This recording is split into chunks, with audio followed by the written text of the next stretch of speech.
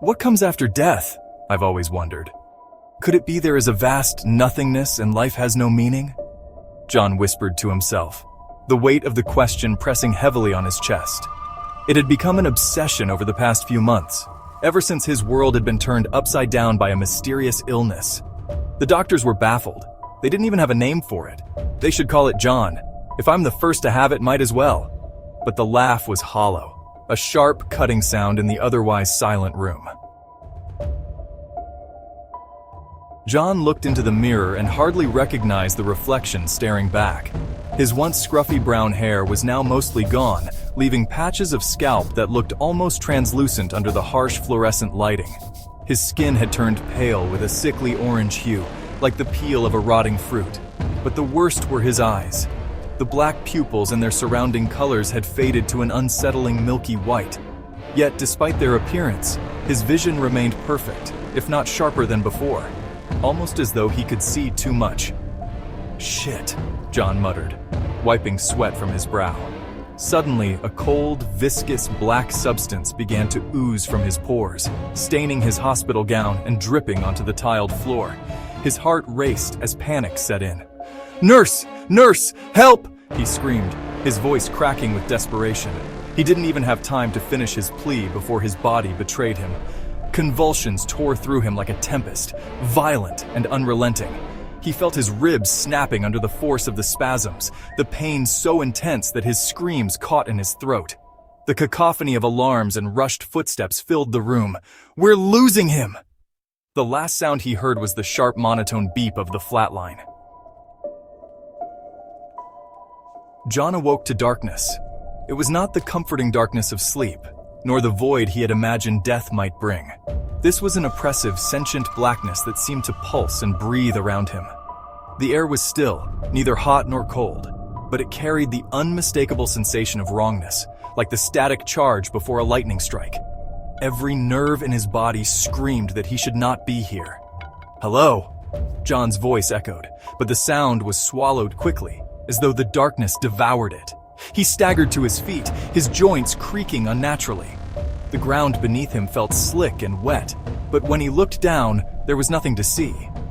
A faint sound emerged from the void, distant but growing closer. It was a wet, slithering noise, accompanied by a chorus of whispers too faint to understand. The whispers grew louder, overlapping and intertwining until they became a cacophony. "John," one voice finally hissed, clear and deliberate. It was his own voice, but twisted, filled with malice and mockery. "Who's there? What is this place?" The darkness shifted, condensing into an amorphous mass before him. It writhed and churned, shapes forming and dissolving within it. Faces emerged, screaming silently, their expressions of agony etched into their features. Some he recognized, family, friends, people he'd passed on the street. But their eyes were gone, replaced with the same milky white that now filled his own. "You should not have come here. You were not invited. I didn't choose this," John protested, stumbling back. The black substance from his body began to seep into the ground, connecting him to the writhing entity before him. He felt an unbearable pull, as though his very soul was being dragged out of him. "Didn't you? What comes after death? You begged to know. Now you'll see." John's mind reeled as memories he didn't recognize flooded his consciousness. Moments of cruelty, selfishness, and malice played out before him, each one worse than the last. He saw himself pushing an elderly man out of the way to catch a bus, laughing as a stray dog starved on his street, ignoring the cries of a neighbor in distress. I wouldn't!"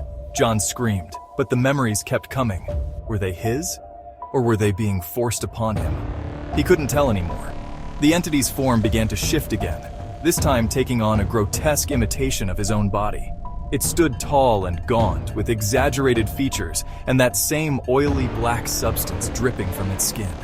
Its mouth stretched into an unnatural grin, revealing rows of jagged teeth. "This is your legacy. A life lived without purpose. A soul weighed down by selfishness and fear. You always wanted to know if there was meaning, but the meaning was yours to make." John turned to run, but the ground beneath him became viscous, pulling at his feet. The whispers returned, louder and more accusatory. They screamed his name, berated his choices, and condemned his very existence. "No!" he shouted, struggling against the pull. But with every step, he sank deeper into the dark mire. The entity loomed over him, its grin widening impossibly. "You wanted to know what comes after death. You are what comes after." The fingers pierced his chest and an unbearable cold spread through his body. He felt himself unraveling, his thoughts fracturing into 1,000 shards. The memories, real or not, consumed him, each one carving a piece of his soul away until nothing remained but the whispers. John awoke again, gasping for air. He was back in the hospital bed, the room bright and sterile. The machines around him beeped steadily, and a nurse stood nearby, startled by his sudden movement. "You're awake!" "We thought we lost you." John tried to speak, but his throat was raw.